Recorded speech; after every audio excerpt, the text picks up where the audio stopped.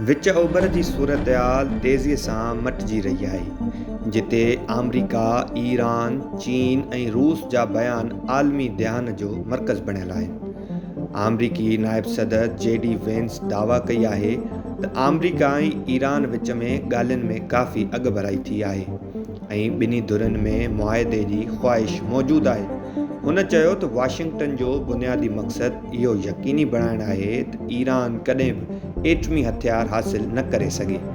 ॿिए पासे ईरानी परॾेही वज़ीर अब्बास इराक़ची अमरीकी धमकियुनि जो सख़्तु जवाबु ॾींदे ख़बरदार कयो आहे त जेकॾहिं ॿीहर जंग शुरू थी त अमरीका खे हैरान कंदड़ जवाब मिलंदा। अब्बास इराक़ी दावा कई आहे त ईरान पंहिंजे दिफ़ाई सलाहियतुनि मां घणो सिखियो ऐं वधियो आहे। साॻिए वक़्तु अमरीकी सदर डोनाल्ड ट्रंप चयो आहे त हू आबनाए हुर्मज़ वारो लंघ फौरी तौर ते खुलियल ॾिसणु चाहे थो, पर ईरान सां मुआहिदे लाइ खेसि का बि जल्दी नाहे। ट्रंप ईरान खे महदूद वक़्तु ॾियण जो बि इशारो ॾिनो आहे, जॾहिं त सऊदी अरब, कतर ऐं गॾियल अरब इमारात तरफ़ां सिफ़ारतकारीअ खे मौक़ो ॾियण वारे फ़ैसिले जी वाखाण कई वई आहे। होॾां चीन ऐं रूस बि हिन बहिरान में सरगर्म नज़र अची रहिया आहिनि। चीनी सदर शी जिनपिंग चयो आहे त विच ओभर अमन मुंतक़िलीअ जे अहम मरहले में दाख़िल थी रहियो आहे ऐं तकरार जो ॿीहर आगाज़ नाक़ाबिले क़बूल हूंदो।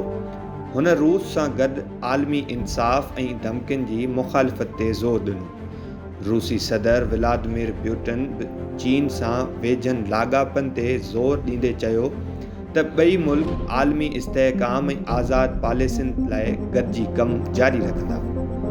ॿिए पासे गॾियल अरब इमारात तरफ़ां इराक़ मां थींदड़ ड्रोन हमलनि जी सख़्तु मज़म्मत कई वई आहे, जॾहिं त ईरान जे पासदाराने इनक़लाब मूजिबि गुज़िरियल 24 कलाकनि दौरान 26 बहरी जहाज़ आबनाए हुर्मज़ वारे लंघ मां महफ़ूज़ तरीक़े सां गुज़रिया आहिनि। सऊदी अरब, ईरान ऐं अमरीका विच में सिफ़ारतकारी ऐं पाकिस्तान जी टियाकड़ी कोशिशुनि जी वाखाण कंदे उमेद ज़ाहिर कई आहे त ख़िते में छिकताण घटाइण लाइ सियासी हल खे तरजीह ॾिनी वञे। हाणे सवाल इहो आहे त छा सिफ़ारतकारी जंग खे रोके सघंदी या ख़ितो हिकु भेरो ॿीहर नए बहिरान ॾांहुं वधंदो।